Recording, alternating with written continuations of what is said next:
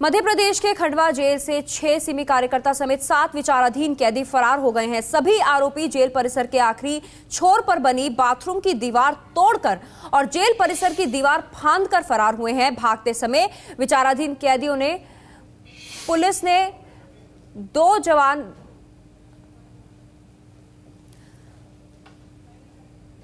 मध्य प्रदेश के गृह मंत्री उमाशंकर इस वक्त बोल रहे हैं, सुनवाते हैं आपको। पर कुछ भी कार्रवाई की जा सकती है। मुझे लगता है हमारा संविधान और हमारे न्यायपालिका इन बातों के लिए कहीं अलाउ नहीं करता है और इस प्रकार का पत्र लिखना मुझे लगता है केवल वोटों की राजनीति है। पॉलिटिकल वोटों की राजनीति है। सर, ये टीपी नगर थाने का मामला था, महिला के साथ में जो दुर्व्यवहार हुआ है, मेरी जानकारी में नहीं है। पुलिस अपनी कार्रवाई कर रही है। क्या तैयारी है? पूरी तरह तैयारी है। चुनाव के लिए अलर्ट रहते हैं। सुरक्षा के लेकर बात करें। सुरक्षा की पूरी तैयारी।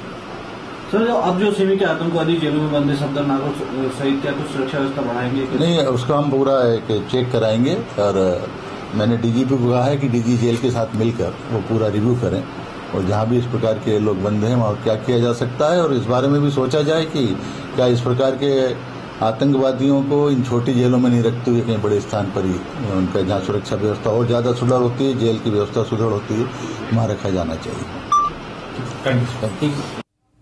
और इस पर और ज्यादा जानकारी के लिए बात करते हैं एबीपी न्यूज संवाददाता ब्रिजेश राजपूत से। ब्रिजेश, कैसे ये लोग फरार हो गए हैं? ये चौंकाने वाली बात है कि जेल परिसर से सिमी के कार्यकर्ता इस तरीके से फरार हो गए। निश्चित ही बहुत बड़ी लापरवाही सामने आ रही है। उन्होंने जो जेल का सबसे आखिर वाला टॉयलेट था उसको वहां से सेंग लगाई, उसको तोड़ा वहां से और वहां पे साथ में कुछ लोगों को जो जेल प्रहरी थे उनको घायल किया, उनकी बंदूकें छीनी और उसके बाद दीवार फांद के फरार हुए हैं। कुल 7 लोग फरार थे जिसमें 6 सिमी से जुड़े हुए लोग थे। ये लंबे समय से यहाँ अपनी जेल में बंद थे और इनके ऊपर आरोप था कि इन्होंने मध्य प्रदेश पुलिस के एक सिपाही सीताराम यादव की गोली मारकर हत्या की थी। उस मामले में आरोपी थे सारे लोग और 7 में से एक आदमी को पकड़ लिया गया है जो किसी फिरौती के मामले में उसको कैद में रखा गया था, मगर बाकी 6 जो सिमी से जुड़े हुए लोग थे अब तक उनको कुछ पता ठिकाना नहीं मिला है। और इस घटना के बाद से पुलिस के प्रशासन के हाथ पैर खुले हुए हैं। पूरे जिलों में अलर्ट घोषित कर दिया है और बड़े पैमाने पे इनको पकड़ने के लिए सघन तलाशी अभियान चलाया जा रहा है, मगर इस पूरी घटना ने जेल के अंदर की जा रही लापरवाही को सामने ला दिया है। ब्रिजेश, ये भी सवाल उठता है कि इन लोगों के पास हथियार कैसे आए? जेल के अंदर हथियार रखने की इजाजत नहीं होती और अगर कोई मिलने भी आता है तो पूरी चेकिंग की जाती है। हथियार इनके पास थे जिससे इन्होंने घायल तक कर दिया पुलिस वालों को।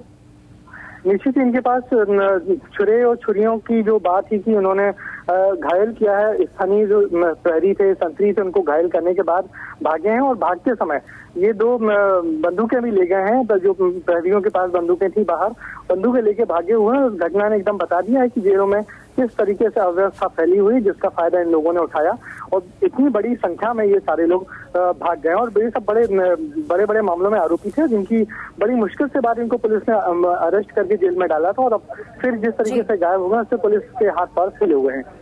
और इस पे महत्वपूर्ण ये भी है कि पुलिस इस पे क्या सफाई दे रही है, सुनवाते हैं आपको पुलिस का क्या कहना है इस मामले पर। अभी तक जो प्रथम जानकारी मिली है तो ये जिला अपने इस जेल में बंद थे 7 बदमाश, वो लोग जेल तोड़ करके फरार हुए। विभिन्न अपराध हैं इनके अलग अलग तरह के।